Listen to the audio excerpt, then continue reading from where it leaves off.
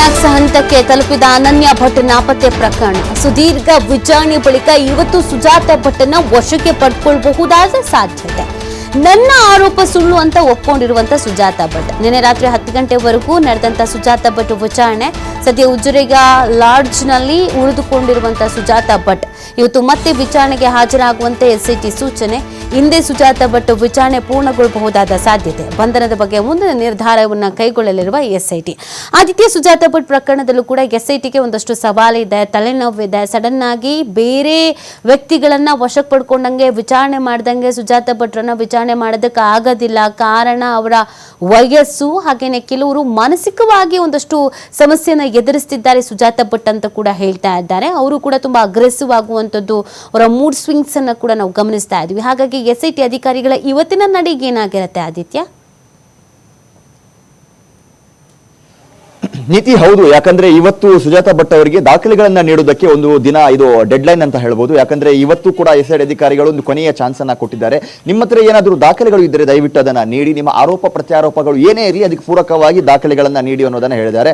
ಅನನ್ಯ ಭಟ್ ಪ್ರಕರಣವೇ ಸುಳ್ಳು, ಇದೆಲ್ಲವೂ ಕೂಡ ಕಪೋಕಲ್ಪಿತ ಕಥೆ, ನನ್ನ ವೈಯಕ್ತಿಕ ದ್ವೇಷ, ನನ್ನೊಳಗಿದ್ದಂತಹ ನೋವು ನಿಂದನೆಗೆ ಉತ್ತರವಾಗಿ ನಾನು ರಿವೆಂಜ್ ಆಗಿ ಒಂಥರ ಈ ಒಂದು ಕಟ್ಟುಕತೆಯನ್ನ ಒಂದಿಷ್ಟು ಜನರ ವಿರುದ್ಧ ಹೆಣಿದೆ ಅನ್ನುವಂಥ ರೀತಿಯಲ್ಲಿ ಕೂಡ ಅವರ ಆರೋಪಗಳನ್ನ ಮಾಡಿದ್ರು. ಮತ್ತು ನನಗೆ ಬ್ಯಾಕ್ ಸಪೋರ್ಟ್ ಆಗಿ ಅನೇಕ ಜನ ನಿಂತಿದ್ರು. ಅವರು ಹೇಳಿ ಅವರ ಮಾತನ್ನ ಕೇಳಿ ನಾನಿವತ್ತು ಈ ಪರಿಸ್ಥಿತಿಗೆ ಬಂದಿದ್ದೀನಿ ಅನ್ನೋದನ್ನ ಕೂಡ ಹೇಳಿದ್ದಾರೆ.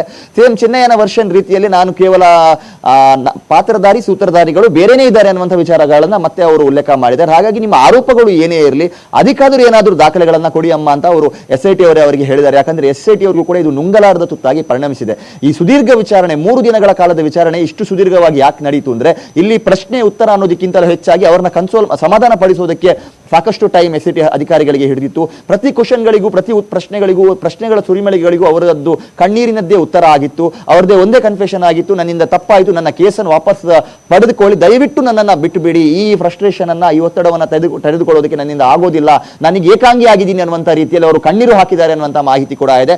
ಹಾಗಾಗಿ ನಿನ್ನೆ ಕೂಡ ಅವರನ್ನ ವಿಚಾರಣೆ ಮಾಡೋದು ಸಂದರ್ಭ ಅವರ ಸಮರ್ಥನೆಗೂ ಕೂಡ ದಾಖಲೆ ನೀಡೋದಕ್ಕೆ ಅವರು ವಿಫಲರಾಗಿದ್ದಾರೆ ಅನ್ನುವಂಥ ರೀತಿಯ ಮಾಹಿತಿ ಇದೆ. ಹಾಗಾಗಿ ಇವತ್ತು ಒಂದು ಅಂತಿಮವಾಗಿ ಅವರಿಗೆ ಡೆಡ್ ಲೈನ್ ಕೊಟ್ಟಿದ್ದಾರೆ. ಏನಾದರೂ ದಾಖಲೆ ಇದ್ದರೆ ಇವತ್ತಿನ ಒಳಗೆ ಅದನ್ನ ನೀಡಬಿಡಿ ಅನ್ನುವಂಥದ್ದನ್ನ ಹೇಳಿದ್ದಾರೆ. ಮತ್ತು ಈ ವಿಚಾರವಾಗಿ ಇವತ್ತು ಚರ್ಚೆಗಳಾಗುವ ಸಾಧ್ಯತೆ ಇದೆ. ಮತ್ತು ಈಗ ಬಂದಿರುವಂತಹ ಮಾಹಿತಿ ಪ್ರಕಾರ ಪ್ರಣವ್ ಮೋಹಂತಿ ಅವರು ಕೂಡ ಇವತ್ತು ಬೆಳ್ತಂಗಡಿಗೆ ಭೇಟಿ ನೀಡುವ ಒಂದು ಸಾಧ್ಯತೆ ಇದೆ. ಸೊ ಎಲ್ಲವನ್ನ ಕೂಡ ಚರ್ಚೆ ಮಾಡಿ ಯಾವ ನಿರ್ಧಾರಕ್ಕೆ ಅಧಿಕಾರಿಗಳು ಬರ್ತಾರೆ, ಇನ್ ಕೇಸ್ ಅವರನ್ನ ವಶಕ್ಕೆ ಪಡೆಯುವಂತ ಸಾಧ್ಯತೆ ಇದೆಯಾ ಅಥವಾ ನ್ಯಾಯಾಲಯಕ್ಕೆ ಹಾಜರುಪಡಿಸಿ ಮುಂದಿನ ನಿರ್ಧಾರವನ್ನ ಕೈಗೊಳ್ತಾರ ಗೊತ್ತಿಲ್ಲ. ಬಟ್ ಎಸ್ಐಟಿ ಅಧಿಕಾರಿಗಳಿಗಂತೂ ಇದು ನುಂಗಲಾರದ ತುತ್ತಾಗಿದೆ. ಒಂದು ಕಾರಣ ಏನು ಅಂದ್ರೆ ಮತ್ತು ಅವರ ವಯಸ್ಸು, ಸದ್ಯ ಈಗಿನ ಅವರ ಅಸಹಾಯಕತೆ. ಹಾಗಾಗಿ ಪ್ರಣವ್ ಮೋಹಂತಿ ಅವರು ಕೂಡ ಇವತ್ತು ಬರ್ಲಿಕ್ಕಿದ್ದಾರೆ. ಸೊ ಅವರು ಏನ್ ಡಿಸಿಷನ್ ಮಾಡ್ತಾರೆ ಅನ್ನುವಂಥದ್ದನ್ನ ಕಾದ್ ನೋಡಬೇಕಾಗಿದೆ. ಆದ್ರೆ ಓವರ್ ಆಲ್ ಆಗಿ ಹೇಳೋದಾದ್ರೆ ಅನನ್ಯ ಭಟ್ ನಾಪತ್ತೆ ಪ್ರಕರಣಕ್ಕೆ ಇವತ್ತು ಕ್ಲೈಮ್ಯಾಕ್ಸ್, ಅದು ಕ್ಲೈಮ್ಯಾಕ್ಸ್ ಹಂತಕ್ಕೆ ಸುಜಾತ ಭಟ್ ಅವರ ಹೇಳಿಕೆಗಳು ಯಾವಾಗ ಬಂತೋ ಆಗ್ಲೇ ಕ್ಲೈಮ್ಯಾಕ್ಸ್ ಹಂತಕ್ಕೆ ಹೋಗಿತ್ತು. ಅಫಿಷಿಯಲ್ ಆಗಿ ಈಗ ಅದು ಕ್ಲೈಮ್ಯಾಕ್ಸ್ ಹಂತಕ್ಕೆ ಹೋಗುವಂತ ಪರಿಸ್ಥಿತಿಯಲ್ಲಿ ಇದೆ. ಬಟ್ ಮುಂದೆ ಸುಜಾತ ಭಟ್ ಗತಿ ಏನು ಅನ್ನುವಂಥದ್ದು ಸದ್ಯ ಇರುವಂತಹ ಪ್ರಶ್ನೆ. ಯಾಕಂದ್ರೆ ಚಿನ್ನಯ್ಯ ಮಾಡಿರುವಂತಹ ತಪ್ಪುಗಳನ್ನೇ ಸುಜಾತ ಭಟ್ ಅವರು ಕೂಡ ಮಾಡಿದ್ದಾರೆ. ಆತ ಯಾವ ತರ ಒಂದು ಫೇಕ್ ಬುರುಡೆಯನ್ನ ತೆಗೆದುಕೊಂಡು ಬಂದ್ರು, ಅದೇ ತರ ಸುಜಾತ ಭಟ್ ಒಂದು ಫೇಕ್ ಕ್ಯಾರೆಕ್ಟರ್ ನ ಕ್ರಿಯೇಟ್ ಮಾಡಿ ಫೇಕ್ ಫೋಟೋವನ್ನ ಕೂಡ ತೆಗೆದುಕೊಂಡು ಬಂದಿದ್ರು. ಆತ ಯಾವ ತರ ಸುಳ್ಳು ಸಾಕ್ಷ್ಯವನ್ನ ಹೇಳಿದ್ನು, ಸುಳ್ಳು ಆರೋಪಗಳನ್ನ ಹೇಳಿದ್ನು, ಅದೇ ಮಾದರಿಯಲ್ಲಿ ಸುಜಾತ ಭಟ್ ಅವರು ಕೂಡ ಸುಳ್ಳು ಸಾಕ್ಷ್ಯ, ಸುಳ್ಳು ಆರೋಪಗಳನ್ನ ಮಾಡಿದ್ರು. ಈ ಎರಡೂ ಪ್ರಕರಣದ ತನಿಖೆ ಪ್ಯಾರಲಲ್ ಆಗಿ ನಡೀತಾ ಇದೆ. ಇಬ್ಬಿಬ್ರು ಬೇರೆ ಬೇರೆ ತನಿಖಾಧಿಕಾರಿಗಳು ಇದ್ರೂ ಕೂಡ ಇದು ಹೋಗಿ ತಲುಪುವಂತದ್ದು ಒಂದು ಪಾಯಿಂಟ್ಗೆ, ಅದು ಸೂತ್ರಧಾರಿಗಳ ಪಾಯಿಂಟ್ಗೆ. ಹಾಗಾಗಿ ಆ ಸೂತ್ರಧಾರಿಗಳನ್ನ ಕೆಡ್ಡಕ್ಕೆ ಬೀಳಿಸಬೇಕು ಅಥವಾ ಅವರನ್ನ ವಶಕ್ಕೆ ಪಡಿಬೇಕು ಅಂದ್ರೆ ಪ್ರಬಲವಾದ ದಾಖಲೆಗಳು ಬೇಕಾಗುತ್ತೆ. ನಿಮ್ಮ ಎಲಿಗೇಷನ್ಗಳು ಇದ್ರೂ ಕೂಡ ಅದಕ್ಕೆ ಸಂಬಂಧಪಟ್ಟ ಹಾಗಾದ್ರೂ ದಾಖಲೆ ಕೊಡಿ ಅನ್ನುವಂಥ ರೀತಿಯಲ್ಲಿ ಸುಜಾತ ಭಟ್ ಅವರಿಗೆ ಇವತ್ತು ಡೆಡ್ ಲೈನ್ ಅನ್ನ ನೀಡಿದ್ದಾರೆ. ಹಾಗಾಗಿ ಇವತ್ತು ಅವರು ಏನ್ ದಾಖಲೆಗಳನ್ನ ನೀಡ್ತಾರೆ ಅನ್ನೋದು ಬಹಳ ಮುಖ್ಯವಾಗಿದೆ. ಇದರ ಜೊತೆಗೆ ಇವತ್ತು ಅಧಿಕಾರಿಗಳು ಏನ್ ನಿರ್ಧಾರವನ್ನ ತೆಗೆದುಕೊಳ್ತಾರೆ, ಅವರನ್ನ ವಶಕ್ಕೆ ಪಡಿತಾರಾ ಕಾದ್ ನೋಡಬೇಕಾಗಿದೆ. ನೀತಿ. ಓಕೆ, ಥ್ಯಾಂಕ್ ಯು ಆದಿತ್ಯ ತಮ್ಮ ಡೀಟೇಲ್ಸ್ಗಾಗಿ.